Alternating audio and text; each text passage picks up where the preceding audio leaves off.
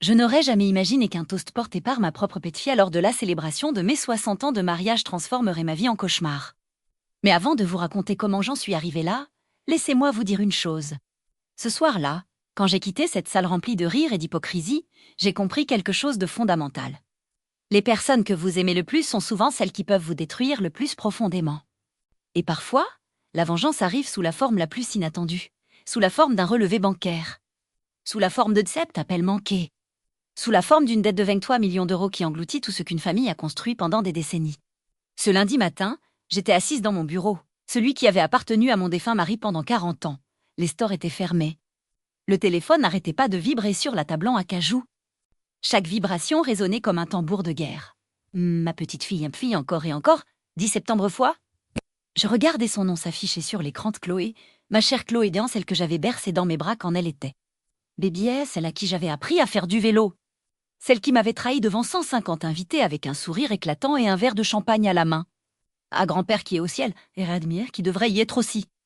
Ces mots résonnaient encore dans ma tête comme une cloche funèbre. Les rires, mon Dieu, les rires. Tout le monde avait ri. Ma fille, mon gendre, mes sœurs, mes amis de toujours. Ils avaient tout ri, comme si c'était une plaisanterie innocente. Comme si souhaiter la mort de quelqu'un n'était devenu acceptable tant que c'était enrobé dans l'humour.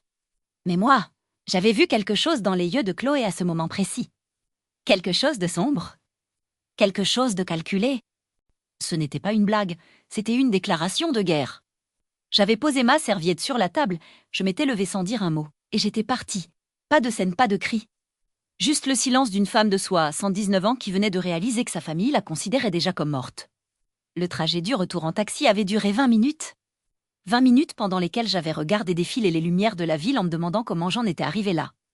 Comment la petite fille aux couettes blondes que j'adorais était devenue cette femme venimeuse, capable de me souhaiter la mort devant tout le monde.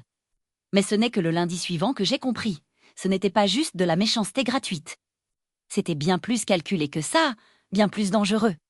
Mon avocat, Maître Dubois, un homme que je connaissais depuis 30 ans, était entré dans mon bureau avec un visage que je ne lui avais jamais vu, gris tendu. Il avait posé une enveloppe Kraft sur mon bureau et m'avait regardé avec quelque chose qui ressemblait à de la pitié. Je déteste la pitié-forme, j'ai toujours détesté la pitié. Madame Rousseau, il faut qu'on parle de l'entreprise. L'entreprise. Notre entreprise. Celle que mon mari avait créée avec rien d'autre que ses mains et son intelligence.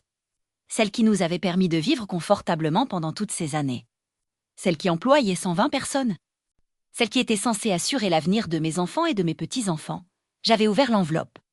À l'intérieur, des documents légaux, des chiffres, beaucoup de chiffres. Et un mot qui m'avait glacé le sang de saisie, la banque a initié une procédure de saisie pour une dette de 23 millions d'euros. J'avais cligné des yeux, une fois, 2 fois. 23 millions, ce chiffre ne voulait rien dire. C'était impossible. Nous n'avions pas de dette. Mon mari avait toujours été prudent, méticuleux, obsessionnel même dans sa gestion financière. Il y avait une erreur. Il devait y avoir une erreur. Mais Maître Dubois avait secoué la tête lentement, comme un médecin qui annonce un cancer en phase terminale. Il n'y avait pas d'erreur. Les documents étaient authentiques, les signatures étaient valides. Quelqu'un avait contracté ces dettes au nom de l'entreprise. Quelqu'un qui avait accès au compte. Quelqu'un en qui j'avais confiance. Qui? J'avais demandé d'une voix que je ne reconnaissais pas comme la mienne. Qui a fait ça? Maître Dubois avait sorti un autre document, un contrat assigné il y a 3 ans. Après la mort de mon mari, j'avais parcouru les lignes. Les mots dansaient devant mes yeux. Et puis je l'avais vu. Le nom, la signature. Mon propre sang qui me trahissait. Voilà pourquoi Chloé m'avait appelé d'excepte fois ce lundi. Pas pour s'excuser de son toast cruel. Pas pour me demander pardon. Mais parce qu'elle savait. Elle savait que j'allais découvrir la vérité. Elle savait que son château de cartes allait s'effondrer. Et elle avait paniqué. Prenez un moment pour respirer.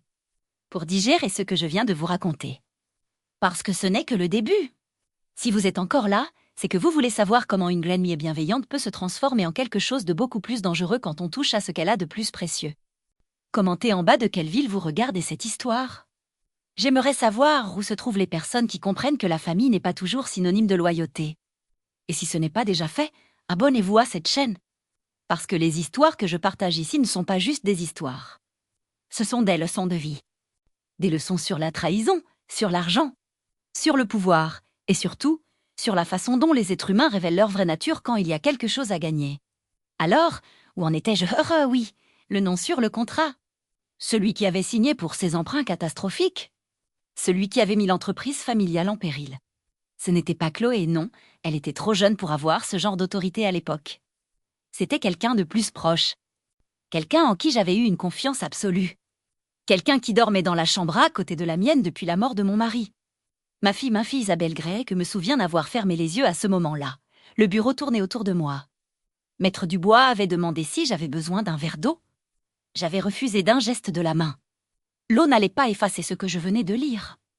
L'eau n'allait pas me rendre ces 3 années pendant lesquelles ma propre fille m'avait menti en face. L'eau n'allait pas réparer le fait que pendant que je pleurais encore mon mari. Pendant que je me réveillais la nuit en cherchant sa main à côté de moi. Ma fille vidait systématiquement les comptes de l'entreprise qu'il avait mis toute sa vie à construire. Pourquoi ? J'avais murmuré. Pourquoi aurait-elle fait ça ? Maître Dubois avait hésité. Je voyais bien qu'il savait quelque chose. Quelque chose qu'il ne voulait pas me dire. J'avais planté mon regard dans le sien. Ce regard que j'avais appris à perfectionner après 50 ans de vie professionnelle. Ce regard qui disait « je veux la vérité », toute la vérité et rien d'autre que la vérité. Il y a eu des investissements, avait-il commencé prudemment, des investissements très risqués faits dans l'immobilier. Votre fille et votre gendron achetaient plusieurs propriétés. À Paris, à Nice, à Lyon, des appartements de luxe. Ils les ont rénovés avec l'argent de l'entreprise, en pensant les revendre avec profit. Mais le marché s'est effondré. Les propriétés valent aujourd'hui la moitié de ce qu'ils ont investi, et les dettes se sont accumulées des propriétés. Ma fille avait joué à l'investisseuse immobilière avec l'argent de l'entreprise familiale, sans me demander, sans m'en parler. En falsifiant probablement des documents pour me faire signer des choses sans que je comprenne vraiment ce que je signais. J'avais eu confiance. Après la mort de mon mari, j'étais perdue. Isabelle avait proposé de m'aider avec les papiers administratifs. J'avais dit oui. J'avais signé là où elle me disait de signer. Je n'avais pas vérifié. Pourquoi aurais-je vérifié ? C'était ma fille et son mari. J'avais demandé. Philippe était au courant. Maître Dubois avait hoché la tête. C'était même son idée à l'origine. Apparemment, votre gendre s'est toujours considéré comme un entrepreneur. Il pensait pouvoir faire fructifier le patrimoine familial, mais il n'avait ni l'expérience ni les compétences nécessaires. Et maintenant, tout s'écroule et Philippe Sac, cet homme que j'avais accueilli dans ma famille à 35 ans. Cet homme que j'avais aidé à lancer sa première affaire quand il était jeune et sans le sou. Cet homme qui m'embrasse et sur les 2 joues chaque dimanche en m'appelant maman. Cet homme était un escroc. Un voleur, et il avait transformé ma fille en complice. Les pièces du puzzle commençaient à s'assembler dans ma tête. Le toast de Chloé, ce n'était pas juste de la cruauté adolescente. C'était une stratégie. Si je mourrais, l'entreprise reviendrait automatiquement à Isabelle. Elle pourrait la vendre, rembourser les dettes, et il resterait pas quelque chose pour eux. Mais tant que j'étais vivante, tant que j'étais propriétaire majoritaire, ils étaient coincés avec leurs mauvaises décisions, coincés avec leur cupidité, coincés avec leurs mensonges. Alors ils avaient décidé de tester le terrain, de voir ma réaction, de voir si je partirais docilement, si je me laisserais mourir de chagrin après cette humiliation publique, ou si je me battrais. Ils ont sous-estimé qui j'étais vraiment. Ils ont oublié que j'avais survécu à la guerre étant enfant, que j'avais construit une vie à partir de rien, que j'avais élevé 3 enfants en travaillant à plein temps, que j'avais tenu la main de mon mari pendant ces derniers mois, de maladie sans jamais faiblir. Ils pensaient que j'étais juste une vieille femme sentimentale qu'on pouvait manipuler. Ils avaient tort. Maître Dubois attendait ma réaction. Il s'attendait probablement à ce que je pleure, à ce que je m'effondre, à ce que je demande comment sauver ma fille de cette situation catastrophique. Mais ce n'est pas ce que j'ai fait. J'ai calmement refermé le dossier. J'ai joint mes mains sur le bureau, et j'ai dit 5 mots qui allaient tout changer. Je veux récupérer mon argent. Le visage de Maître Dubois s'était éclairé d'une lueur que je n'avais jamais vue auparavant. Du respect, peut-être même de l'admiration. Il avait sorti son stylo et son carnet, et nous avions commencé à élaborer un plan. La première chose à faire était de comprendre exactement l'étendue des dégâts. Maître Dubois avait convoqué l'ex-porte-bas de l'entreprise. Monsieur Laurent, un homme discret qui travaillait pour nous depuis 15 ans. Quand Monsieur Laurent était entré dans le bureau 2 heures plus tard, il avait l'air d'un homme qui n'avait pas dormi depuis des semaines. Des cernes profonds sous les yeux, les épaules voûtées. Il savait qu'il avait failli à sa mission. « Madame Rousseau, je suis tellement désolée. » avait-il commencé. « J'aurais dû vous alerter plus tôt, mais votre fille m'avait assuré que vous étiez au courant de tout, que c'était votre décision. J'ai cru que c'était une nouvelle stratégie d'expansion. Nouvelle stratégie d'expansion ? Quel joli euphémisme pour décrire un pillage systématique. Mais je ne lui en voulais pas. Monsieur Laurent était quelqu'un de bien. Il avait simplement été manipulé, comme moi. Montrez-moi tout, j'avais ordonné. Les 3 heures suivantes avaient été une plongée dans l'abîme. Monsieur Laurent avait étalé des feuilles de calcul, des relevés bancaires, des contrats d'achat, des factures de rénovation. Chaque document était une nouvelle trahison. Chaque chiffre était un coup de poignard. L'appartement avenue Montaigne à Paris, acheté 4 200 000 euros. Rénové pour 1 300 000. Valeur actuelle estime 3 millions. Perte nette 2 500 000 euros. La villa à Nissa a acheté 6 800 000 euros. Rénové pour 2 millions. Valeur actuelle 4 500 000. Perte nette 4 300 000 euros. Les 3 appartements à Lyon, achetés en bloc pour 3 900 000 euros. Rénové pour 900 000. Valeur actuelle rébile 2 800 000. Perte nette ayant 2 millions, et ce n'était que le début. Il y avait aussi les emprunts contractés pour financer tout cela. Les intérêts qui s'accumulaient mois après mois. Les pénalités de retard. Les frais bancaires.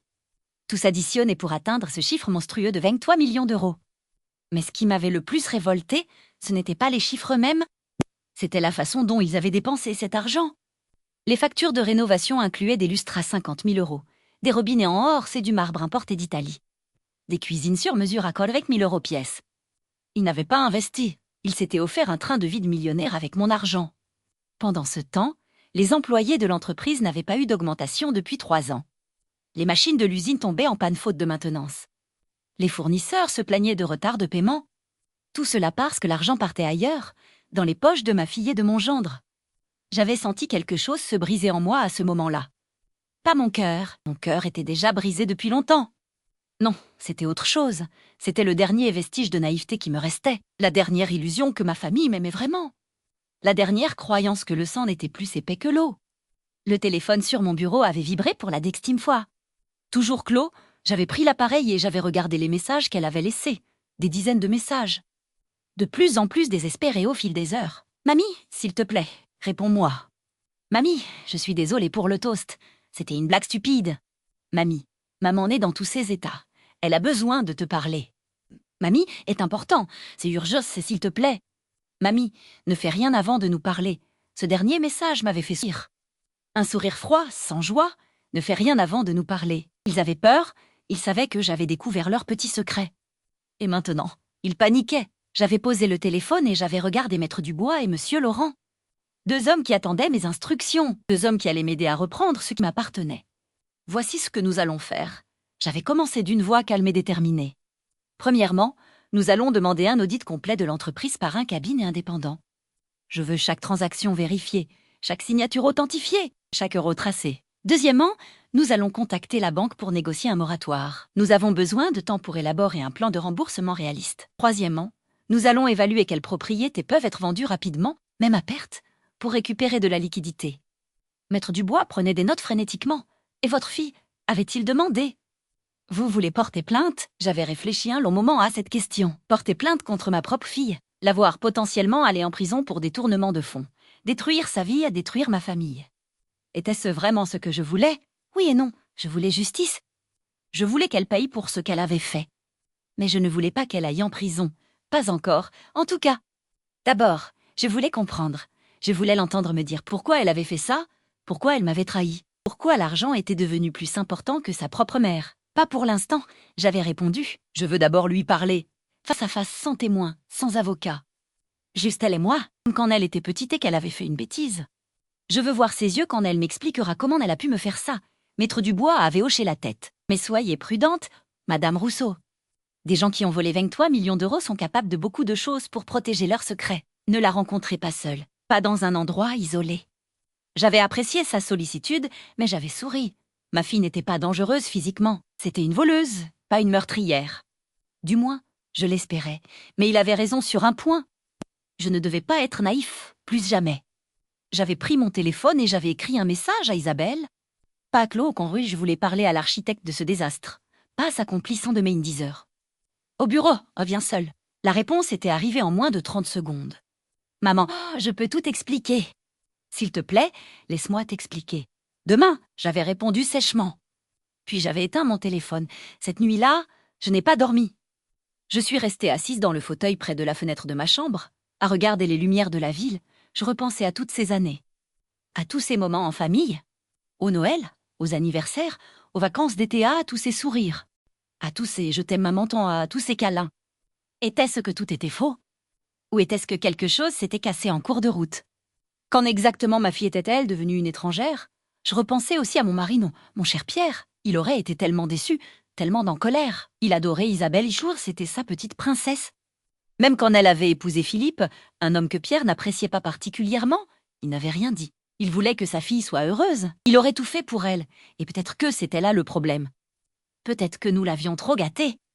Peut-être que nous lui avions donné tout ce qu'elle voulait sans jamais lui apprendre la valeur des choses. Peut-être que nous avions créé ce monstre nous-mêmes, en pensant que l'amour suffisait.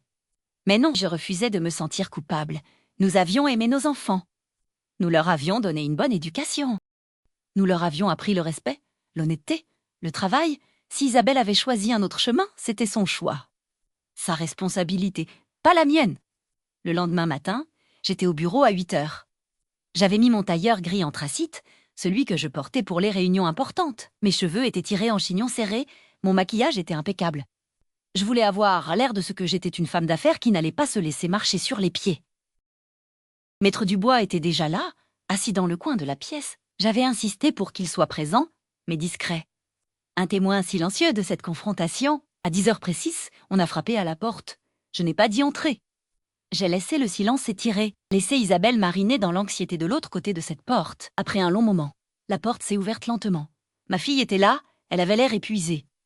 Des cernes sous les yeux, les cheveux mal coiffés. Les vêtements froissés. Ce n'était pas l'Isabelle soignée et élégante que je connaissais. C'était une femme au bord de l'effondrement nerveux. Elle a regardé autour de la pièce, a vu Maître Dubois, et son visage s'est décomposé encore plus. « Tu avais dit seul ?» avait-elle murmuré. « Non, j'avais répondu froidement. C'est toi qui viens seul. » Moi, j'ai le droit d'avoir des témoins, surtout quand je suis en présence d'une voleuse. Le mot avait claqué dans l'air comme une gifle. Isabelle avait tressailli. Maman, avait-elle commencé sécher, les larmes aux yeux. Maman, s'il te plaît. Ne m'appelle pas maman, j'avais coupé. Une mère ne vole pas sa propre fille. Une mère ne détruit pas l'héritage de son père. Une mère ne met pas 120, famille à la rue parce qu'elle veut jouer à la femme riche. Les larmes d'Isabelle avaient commencé à couler. Vrai ou fausse? Je ne savais plus. Je ne la connaissais plus. Ce n'était pas arrivé comme ça, avait-elle sanglote. Au début, c'était juste un investissement. Philippe avait dit que c'était une opportunité incroyable, que nous allions doubler notre mise en 6 mois. J'ai cru que je faisais quelque chose de bien pour la famille. Et quand tu as réalisé que ça ne marchait pas, j'avais demandé d'une voix glaciale. Quand tu as vu que l'appartement de Paris ne se vendait pas, quand tu as compris que vous perdiez de l'argent. Pourquoi tu ne m'as rien dit? Pourquoi tu as continué à emprunter? À mentir? À voler? Isabelle s'était effondrée sur une chaise. Parce que j'avais honte, avait-elle chuchoté. Parce que je ne voulais pas que tu saches que j'avais échoué. Parce que Philippe disait que nous pouvions encore nous en sortir, qu'il suffisait d'un dernier investissement, d'une dernière propriété. Et puis tout s'arrangerait, le dernier investissement, la phrase préférée de tous les joueurs compulsifs, de tous les escrocs, de tous ceux qui refusent d'admettre qu'ils ont perdu. J'avais entendu cette phrase 1000 fois dans ma vie professionnelle, de la bouche de clients qui faisaient faillite, de partenaires qui nous devaient de l'argent. Je ne l'avais jamais imaginé l'entendre de la bouche de ma propre fille. Et le toast de Chloé Faha, j'avais demandé c'était quoi? Une tentative pour me pousser au suicide. Non, avait crié Isabelle en se levant brusquement. Non, je te jure que Chloé ne sait rien. Elle ne sait rien de tout ça. C'était juste une blague stupide d'adolescente. Je lui ai parlé après, je lui ai crié dessus. Elle était mortifiée. Je ne la croyais pas complètement. Chloé avait 23 ans. Ce n'était plus une adolescente. Et les 23 appels du lundi matin n'étaient pas ceux de quelqu'un qui regrettait une blague de mauvais goût. C'étaient les appels de quelqu'un qui savait que le scandale allait éclater. Peu importe, j'avais dit. Ce qui a fait. Maintenant, nous devons parler de l'avenir. L'entreprise est au bord de la faillite. La banque a lancé une procédure de saisie. Nous n'avons pas été quelques semaines pour trouver une solution. Sinon, tout sera vendu aux enchères et l'usine. Les machines transforment les brevets. Tout ce que ton père a construit pendant 40 ans disparaîtra. Et 120 personnes perdront leur emploi. Isabelle me regardait avec des yeux de chien battu. « Qu'est-ce qu'on peut faire ?» a fait-elle demander d'une voix tremblante quand elle avait dit « on ». Si nous étions encore une équipe, si nous étions du même côté. L'audace de cette femme était impressionnante. Ce que tu peux faire, j'avais corrigé, non, c'est vendre toutes les propriétés immédiatement, pas toutes même à perte. Je m'en fiche de combien tu récupères. Je veux cet argent dans les comptes de l'entreprise dans les 30 jours. Ensuite, tu vas démissionner de tous tes postes dans l'entreprise. Tu n'auras plus aucun pouvoir de signature. Plus aucun accès au compte. Plus aucune autorité sur quoi que ce soit. Mais maman, avait-elle protesté, c'est mon héritage aussi. Papa voulait que je reprenne l'entreprise un jour. Papa est mort, j'avais dit brutalement. Et toi, tu as trahi ma confiance. Tu n'as plus le droit de parler d'héritage. Tu as perdu ce droit le jour où tu as signé le premier emprunt frauduleux. Isabelle pleurait maintenant sans retenue. Des gros sanglots qui secouaient tout son corps. Et Philippe, avait-elle réussi à articuler entre deux sanglots? Qu'est-ce qui va lui arriver ainsi, Philippe? J'avais presque oublié ce parasite. Ton mari, j'avais craché le mot comme si c'était du poison, n'aura plus jamais rien à voir avec cette entreprise. Si je le vois près de ses bureaux, j'appelle la sécurité. S'il essaie de me contacter, je porte plainte pour harcèlement. Est-ce que c'est clair? Isabelle avait hoché la tête misérablement. Et nous, avait-elle chuchoté. Est-ce que tu vas porter plainte contre nous? J'avais réfléchi à cette question pendant toute la nuit. La réponse légale était oui. Ils avaient commis un détournement de fonds caractérisé. La loi était claire, mais la réponse maternelle, la réponse du cœur, était plus compliquée. Ça dépend, j'avais finalement répondu. Si vous faites exactement ce que je vous dis, si vous vendez toutes les propriétés, si vous me remboursez le maximum possible, si vous disparaissez de ma vie et de cette entreprise, alors peut-être que je serai clémente, mais si vous essayez de me mentir encore une fois, si vous essayez de cacher des actifs, si vous faites quoi que ce soit qui ressemble à de la malhonnêteté, alors je vous envoie en prison tous les deux. Et crois-moi, avec les preuves que j'ai, vous passerez des années derrière les barreaux. Le silence qui a suivi était lourd, suffocant. Isabelle me regardait comme si elle me voyait pour la première fois. Comme si elle réalisait enfin que sa mère n'était pas juste une vieille femme sentimentale qu'on pouvait manipuler.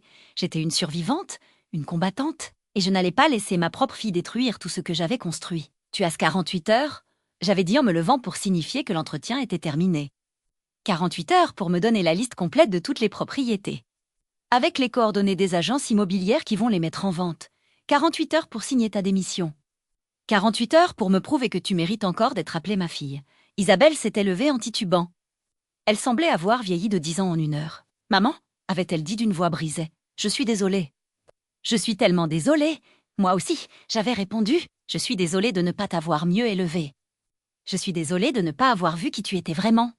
Et surtout, je suis désolée que ton père ne soit plus là, parce que ça l'aurait tué de voir ce que tu es devenu. » Ces mots avaient été la dernière flèche.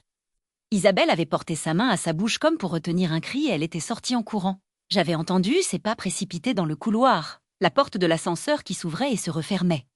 Et puis plus rien, Maître Dubois s'était levé et s'était approché de moi. « Vous avez été très dur avec elle » avait-il dit doucement. « Je sais » j'avais répondu. « Mais la douceur ne marche pas avec les gens qui vous ont trahi. La douceur, il l'interprète comme de la faiblesse. Et je ne peux pas me permettre d'être faible maintenant. » Les 48 heures suivantes ont été parmi les plus longues de ma vie. J'avais installé mon ordinateur portable dans le bureau et je surveillais ma boîte email comme un faucon. Chaque notification me faisait sursauter. Chaque message qui arrivait faisait battre mon cœur plus vite. Le premier email est arrivé 6 heures après notre confrontation. C'était de Philippe. Pas d'Isabelle et Philippe, l'homme avait du culot, je devais le reconnaître. Le message était trop long, une tentative pathétique de se justifier. Il expliquait comment il avait voulu faire prospérer l'entreprise familiale, comment ses intentions étaient pures, comment le marché immobilier l'avait trahi, comment ce n'était la faute de personne. J'avais lu le message une fois, puis je l'avais supprimé sans répondre. Philippe ne méritait pas de réponse, ne méritait même pas mon mépris. Il était transparent pour moi désormais. Un homme qui n'existait plus, le deuxième email est arrivé 24 heures plus tard, celui-ci venait d'Isabelle, bref, presque froid. Une liste de 5 propriétés avec les adresses, les prix d'achat, les montants investis dans les rénovations et les estimations actuelles. En bas du message, une seule phrase. Les agences seront contactées demain matin. Toutes les propriétés seront en vente avant la fin de la semaine. C'était un début. Pas suffisant, mais un début. J'avais fait suivre le message à Monsieur Laurent avec instruction de vérifier chaque information. Je voulais être certaine qu'il n'y avait pas d'autres propriétés cachées. Pas d'autres comptes secrets. Pas d'autres mensonges. Le 3e email est arrivé exactement 40 heures après notre rencontre. La lettre de démission d'Isabelle. Rédigée dans les termes les plus formels possibles, sans émotion, sans excuse. Juste les faits. Tout signé Isabelle Rousseau-Mercier, démissionne avec effet immédiat de tous mes postes au sein de l'entreprise Rousseau Industrie. Je renonce à tous mes droits de signature et à tout accès au compte bancaire de l'entreprise. J'avais imprimé la lettre, je l'avais signée en tant que témoin. Maître Dubois l'avait contresignée. Et nous l'avions fait enregistrer officiellement chez le notaire. C'était fait. Ma fille n'avait plus aucun pouvoir sur l'entreprise de son père, mais le plus dur restait à venir. Sauver l'entreprise elle-même. Parce que même avec la vente des propriétés, Même dans le meilleur des cas, nous allions récupérer pas à 12 ou 13 millions d'euros. Pas assez pour rembourser les 23 millions de dettes. Pas même assez pour convaincre la banque d'arrêter la procédure de saisie. J'avais convoqué une réunion avec les 4 supérieurs de l'entreprise. Monsieur Beaumont, le directeur de production. Madame Chen, la directrice commerciale. Monsieur Rivière, le directeur des ressources humaines. Et bien sûr, Monsieur Laurent, l'expert comptable. Ces 4 personnes représentaient le cœur de l'entreprise. Si je voulais la sauver, j'avais besoin de leur soutien total. La réunion a eu lieu un jeudi matin. Je les avais tous réunis dans la salle de conférence, celle avec la grande table en chêne et les portraits de mon mari sur les murs. Je voulais qu'ils se souviennent de qui avait construit cette entreprise. Je voulais qu'ils se souviennent de pourquoi nous devions nous battre. J'avais commencé par leur dire la vérité. Toute la vérité rend les emprunts frauduleux. Les investissements désastreux. La procédure de saisie. La démission forcée d'Isabelle. Leur visage avait traversé tous les stades de l'incrédulité, de la colère, de la tristesse, mais à la fin de mon exposé, ils avaient tous la même expression, la détermination. Monsieur Beau m'en avait parlé en premier. J'ai travaillé pour Monsieur Rousseau pendant 25, avait-il dit d'une voix grave, c'était le meilleur patron que j'ai jamais eu. Il me faisait confiance, il m'a donné ma chance quand personne d'autre ne voulait m'embaucher. Je ne vais pas laisser son entreprise mourir à cause de sa fille égoïste. Dites-moi ce que je peux faire. Madame Chen avait acquiescé. Nous avons des clients fidèles, avait-elle ajouté. Des contrats solides, l'entreprise est mécène. C'est juste la gestion financière qui a été catastrophique. Si nous pouvons stabiliser la situation, nous pouvons continuer à prospérer. Monsieur Rivière avait sorti son ordinateur portable. Les employés sont inquiets, avait-il dit. Des rumeurs circulent. Ils savent que quelque chose ne va pas. Nous devons leur parler. Être honnête avec eux, leur montrer que nous avons un plan. Un plan, oui, nous avions besoin d'un plan. Et j'en avais un. Un plan radical, un plan risqué. Mais peut-être le seul qui pouvait fonctionner. Voici ce que je propose, j'avais dit en me levant pour faire face au tableau blanc. Nous allons restructurer complètement l'entreprise. Nous allons la diviser en 2 entités distinctes. La première entité contiendra tous les actifs productifs, l'usinette, les machines, les brevets, les contrats clients. Cette entité sera transférée dans une nouvelle société que nous allons créer. La deuxième entité conservera toutes les dettes. Cette entité sera mise en liquidation judiciaire. Le silence était total dans la pièce. Ils comprenaient ce que je proposais. C'était légal, mais c'était audacieux. Certains diraient même que c'était borderline. Mais c'était pas là notre seule chance. Maître Dubois avait déjà vérifié, j'avais continué. C'est possible, ça s'appelle une cession d'actifs avant liquidation. Nous vendons tous les bons actifs à une nouvelle société que nous contrôlons. La vieille société garde les dettes et fait faillite. Les créanciers, y compris la banque, devront se contenter de ce qui reste, qui ne sera pas grand-chose. Monsieur Laurent s'était penché en avant. C'est risqué, avait-il dit. La banque pourrait contester, dire que c'est une fraude, que nous essayons de les escroquer. C'est pour ça que nous devons tout faire dans les règles. J'avais répondu, nous allons faire évaluer tous les actifs par des experts indépendants. La nouvelle société va acheter les actifs au prix du marché, pas un centime de moins. Tout sera transparent, tout sera légal. Nous ne faisons que profiter d'une loi qui existe pour aider les entreprises en difficulté à survivre. Madame Chen avait souri pour la première fois depuis le début de la réunion. Vous êtes brillante, Madame Rousseau, avait-elle dit avec admiration. Votre mari serait fier de vous. Ces mots m'avaient touché plus que je ne voulais l'admettre. Pierre aurait vraiment été fier. Aurait-il été choqué de voir sa femme utiliser des stratégies aussi agressives? Je ne le saurais jamais. Mais je savais une chose. Il aurait voulu que l'entreprise survive. Il aurait voulu que les employés gardent leurs emplois. Et pour ça, j'étais prête à tout. Les semaines suivantes ont été un tourbillon d'activités. Maître Dubois avait mobilisé toute son équipe d'avocats pour préparer les documents nécessaires. Monsieur Laurent travaillait jour et nuit avec l'ex-Cobos pour évaluer chaque actif, chaque machine, chaque brevet. Madame Chen contactait les clients pour les rassurer, leur garantir que les contrats seraient honorés malgré les changements de structure. Et moi, je gérais la partie la plus difficile, trouver l'argent pour financer l'achat des actifs par la nouvelle société. Parce que même si nous achetions au juste prix, ça représentait quand même plusieurs millions d'euros. Et nous n'avions pas cet argent. J'avais commencé par vendre mes propres biens personnels. Ma maison de campagne en Normandie. Celle où nous passions tous les étés quand les enfants étaient petits. Celle où Pierre et moi avions prévu de passer notre retraite.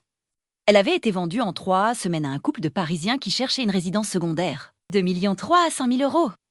Directement investi dans la nouvelle société. Ensuite, j'avais vendu mes bijoux. Pas mes alliances, jamais mes alliances, mais tout le reste. Le collier de perles que Pierre m'avait offert pour nos 20 ans de mariage. Les boucles d'oreilles en diamant de nos 30 ans. La broche en rubis qui appartenait à ma mère, tout coûtant 100 000 euros de plus. J'avais aussi contacté d'anciens amis, Des associés de Pierre, des gens qui lui devaient des faveurs, des gens qui se souvenaient de l'époque où l'entreprise Rousseau était florissante et respectée. J'avais demandé des prêts personnels, pas pour l'ancienne société mourante, mais pour la nouvelle, pour l'avenir. 3 d'entre eux avaient dit oui. Ensemble, ils avaient prêté 4 millions d'euros, mais ce n'était toujours pas assez. Il nous manquait encore 3 millions, et le temps pressait. La banque devenait de plus en plus agressive. Leurs avocats envoyaient des mises en demeure presque quotidiennement. Nous avions Patel encore 2 semaines avant qu'ils ne saisissent effectivement tout, alors que quelque chose d'inattendu s'est produit. Un matin, j'ai reçu un appel d'un numéro que je ne connaissais pas. Une voix d'homme arrage et pas, cultivateur qui se présentait comme Monsieur Fontaine. Un nom qui ne me disait rien, Madame Rousseau, avait-il dit. Vous ne me connaissez pas, mais je connaissais très bien votre mari. Nous avons travaillé ensemble il y a longtemps. Dans les années 70, quand il démarrait son entreprise, je l'ai aidé à obtenir son premier contrat important. Et en retour, il m'a aidé à sauver ma propre entreprise quelques années plus tard. Je lui devais beaucoup. Et maintenant que j'ai entendu parler de vos difficultés, je voudrais rembourser cette dette, j'étais méfiante. Dans ma situation, tout le monde devenait suspect. Qui était cet homme? Comment avait-il entendu parler de nos problèmes? Qu'est-ce qu'il voulait vraiment? Comme s'il lisait dans mes pensées, Monsieur Fontaine avait ri doucement. Je comprends votre suspicion, avait-il dit. À votre place, je serais méfiant aussi. Mais appelez Maître Dubois, demandez-lui de faire des recherches sur moi. André Fontaine, fondateur de Fontaine Technologies, retraité depuis 5 ans. Votre mari m'a sauvé la vie professionnellement en 1978. Je n'ai jamais oublié. Et je ne vais pas le laisser voir son entreprise disparaître maintenant. J'avais effectivement appelé Maître Dubois immédiatement après avoir raccroché. Il avait confirmé. André Fontaine était légitime, un entrepreneur respecté, qui avait vendu son entreprise pour 150 millions d'euros en 2020, qui était maintenant philanthrope et investisseur, qui, apparemment, gardait une dette de reconnaissance envers mon défunt mari. Le lendemain, Monsieur Fontaine était dans mon bureau, un homme de Cotterwick, élégant dans son costume 3 pièces, avec des yeux bleus perçants qui trahissent et une intelligence encore vive malgré l'âge. Il avait apporté un chèque, 3 millions d'euros, sans condition, sans intérêt. Juste un prêt entre amis, comme il l'avait dit. Je ne peux pas accepter, j'avais comment s'effacer trop. Je ne sais même pas si je pourrais vous rembourser un jour. Monsieur Fontaine avait souri. Madame Rousseau, j'ai 85 ans, plus d'argent que je ne pourrais jamais dépenser. Pas d'enfants boitants, pas de famille proche. Cet argent, je préfère le voir utilisé pour sauver une entreprise et 120 emplois plutôt que de le laisser dormir sur un compte bancaire. Considérez ça comme le dernier hommage que je peux rendre à Pierre. Il était un homme bien. Le monde a besoin de plus d'hommes comme lui. Et de plus de femmes comme vous. J'avais pris le chèque avec des mains tremblantes. Merci, j'avais murmuré. Je ne sais pas comment vous remercier. Sauver l'entreprise, avait-il répondu simplement. C'est tout le remerciement dont j'ai besoin. Avec cet argent, nous avions enfin ce qu'il nous fallait. La nouvelle société, que nous avions baptisée Nouvelle Rousseau Industries, avait acheté tous les actifs productifs de l'ancienne entreprise pour 15 millions d'euros. Un prix juste, confirmé par 3 experts indépendants, tout était légal, tout était transparent. L'ancienne société, Rousseau Industries, était maintenant une coquille vide avec 23 millions de dettes et presque rien en actifs. Elle avait été mise en liquidation judiciaire. La banque et les autres créanciers allaient devoir se partager les miettes. Les propriétés immobilières d'Isabelle et Philippe, qui venaient d'être vendues pour 13 millions. Les quelques actifs restants, peut-être 1 million. Au total, 14 millions. Une perte de 9 millions pour les créanciers. La banque était furieuse. Évidemment, leurs avocats avaient menacé. Parlé de fraude, de manipulation, de procédure judiciaire. Mais Maître Dubois avait tenu bon. Tout ce que nous avions fait était parfaitement légal. La loi française permettait ce genre de restructuration. Des centaines d'entreprises le faisaient chaque année. Nous n'avions rien fait de différent. Finalement, après des semaines de menaces et de négociations, la banque avait abandonné. Ils avaient compris qu'ils ne gagneraient rien en nous poursuivant. Au contraire, ils risquaient de perdre encore plus en frais d'avocat. Ils avaient accepté le règlement à l'amiable, 13 millions sur 23. Une perte significative pour eux, mais au moins quelque chose. Et comme ça, en l'espace de 3 mois, j'avais sauvé l'entreprise de mon mari. J'avais sauvé 120 emplois. J'avais transformé une catastrophe en une nouvelle opportunité. Nouvelle Rousseau Industries était désormais une société saine, sans dette, avec des actifs de qualité et des contrats solides. Une renaissance, mais le prix à payer avait été élevé. J'avais perdu ma maison de campagne, mes bijoux, mes économies personnelles, et surtout, j'avais perdu ma famille, parce qu'Isabelle et Philippe n'avaient pas pardonné que je les ai forcés à vendre leur propriété. Pas pardonné que je les ai exclus de l'entreprise, pas pardonné que je les ai humiliés. Les appels avaient cessé après la liquidation de l'ancienne société. Plus de messages de Chloé, plus d'emails de Philippe, plus de tentatives de réconciliation d'Isabelle, juste le silence. Le silence froid et définitif d'une famille qui s'est brisée. Un soir, environ 6 mois après tout ça, j'étais assise dans mon appartement seule. Je regardais par la fenêtre les lumières de la ville. Je pensais à tout ce qui s'était passé, à tout ce que j'avais perdu, à tout ce que j'avais gagné. Est-ce que j'avais fait le bon choix? Est-ce que j'aurais dû être plus clémente, plus maternelle, pardonner à Isabelle, lui donner une autre chance, sauver ma relation avec ma fille au lieu de sauver l'entreprise? Mais à chaque fois que je me posais cette question, je revenais à la même conclusion: non, je n'avais pas eu le choix. Parce que ce n'était pas juste une question d'argent, c'était une question de principe, une question d'intégrité, une question de justice. Mon mari avait passé 40 ans de sa vie à construire cette entreprise, 40 ans de travail acharné, de sacrifices, de nuits blanchères, d'inquiétudes. Tout ça pour que ses employés aient un salaire décent, pour que leur famille puisse vivre dignement, pour créer quelque chose de durable, quelque chose qui survive après lui. Et ma fille avait failli détruire tout ça en 3 ans, par cupidité, par arrogance, par bêtise. Si je lui avais pardonné, si je l'avais laissé s'en tirer sans conséquence, qu'est-ce que ça aurait dit aux 120 employés qui comptaient sur moi? Qu'est-ce que ça aurait dit au monde? Que la famille passe avant la justice? Que le sang est plus important que l'honneur? Non, je ne pouvais pas accepter ça. Je ne pouvais pas vivre avec ça. Alors oui, j'avais perdu ma fille, mais j'avais gardé mon intégrité. J'avais gardé le respect de moi-même. J'avais gardé l'entreprise de mon mari vivante. Et peut-être, juste peut-être, j'avais donné une leçon à Isabelle. Une leçon qu'elle n'oublierait jamais. Que dans la vie, il y a des conséquences, que l'argent ne règle pas tous. Que la confiance, une fois brisée, ne se répare pas facilement. Le téléphone a sonné, me tirant de mes pensées, un numéro inconnu. J'ai hésité avant de répondre. Allos mamia, c'était la voix de Chloé, tremblante nerveuse. Mamie, s'il te plaît, ne raccroche pas. Mon cœur s'est serré. Malgré tout ce qui s'était passé, malgré la trahison, malgré la douleur, c'était toujours ma petite fille. Qu'est-ce que tu veux, Chloé? J'avais demandé d'une voix neutre. Je veux te parler de face à face, juste toi et moi. J'ai des choses à te dire, des choses que tu dois savoir. Sur maman, sur Philippe, sur ce qui s'est vraiment passé. J'ai fermé les yeux. Une partie de moi voulait refuser, raccrocher, continuer ma vie sans regarder en arrière. Mais une autre partie, la partie qui avait bercé cet enfant dans mes bras, qu'il avait regardé faire ses premiers pas, qu'il avait consolé après son premier chagrin d'amour, cette partie voulait savoir. D'accord, j'avais finalement dit que demain 15h, au café près de mon bureau. Celui où ton Glenpe et moi allions tous les dimanches. Merci mamie, mais merci Dieu que serai là, je te promets que tu ne regretteras pas. Elle avait raccroché avant que je puisse changer d'avis. Je suis restée assise là, le téléphone à la main, me demandant ce que j'avais fait. Est-ce que j'ouvrais la porte à une nouvelle trahison? Ou est-ce que j'allais enfin découvrir toute la vérité? Le lendemain, j'étais au café à 14h45. Toujours en avance, toujours préparée. J'avais commandé un café. Le même que je commandais toujours quand je venais ici avec Pierre. Un double espresso avec un nuage de lait. Je regardais la porte, attendant. À 15h précises, Chloé est entrée. Elle avait changé sel et ses cheveux étaient plus courts. Elle avait maigri. Des cernes sous les yeux. Elle portait un gant et un pull simple. Plus de vêtements de marque, plus de sacs à main hors de prix.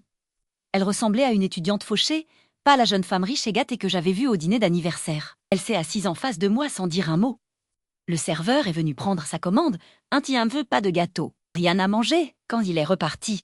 Le silence entre nous était épais. Alors, finalement, Chloé a parlé. Je suis désolée, mamie. Pour le toaster, pour tout. J'ai hoché la tête contenade continue, t'as dit que tu avais des choses à me dire. Elle a pris une profonde inspiration. Ce que maman et Philippe t'ont fait. Ce n'était pas juste de la stupidité.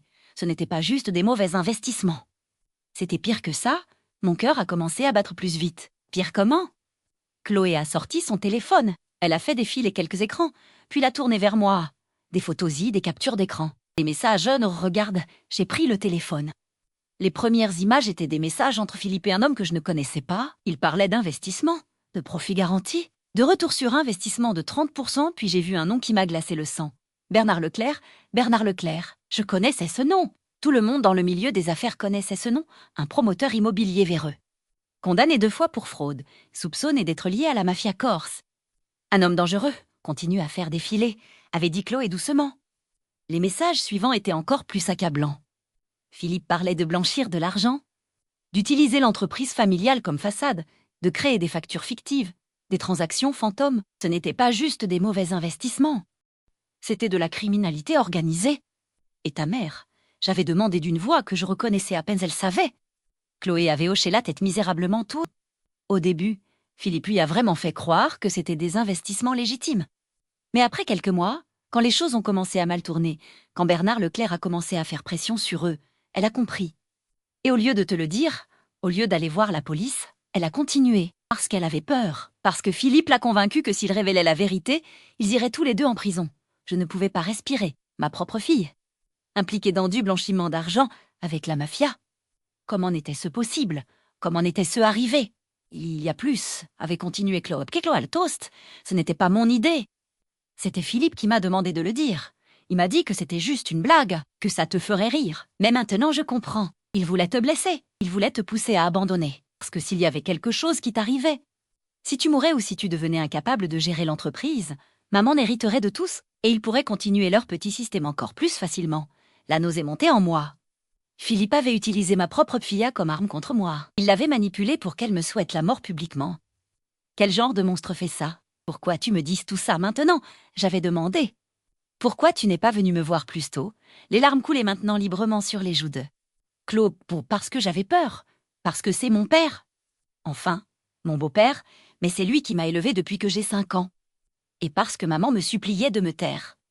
Elle disait que si je parlais, toute la famille serait détruite, qu'on finirait tout en prison. Mais je ne peux plus garder ce secret. C'est en train de me tuer, mamie. J'ai regardé ma Patifia pleurer et j'ai réalisé quelque chose. Elle aussi était une victime de la manipulation. Une victime des mensonges, une victime de la cupidité de ses parents. Tu as fait preuve de courage en venant me voir? J'avais dit doucement. Je sais que ce n'était pas facile.